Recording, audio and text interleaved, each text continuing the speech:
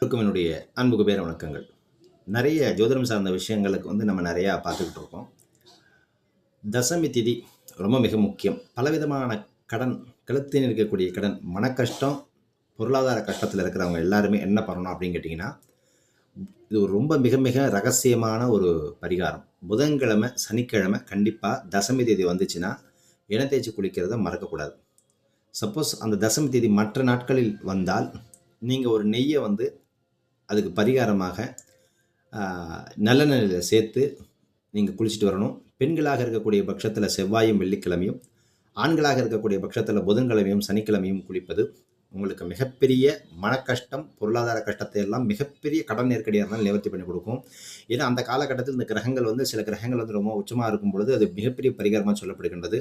ஒரு தடவை செஞ்சுட்டு கண்டிப்பாக எதிர்பார்க்கக்கூடாது. 9 தடவை இதை கரெக்டாக செஞ்சுட்டு வாங்க. பலவித கடன் நெருக்கடி, பொருளாதார நெருக்கடி, மனக்கஷ்டம்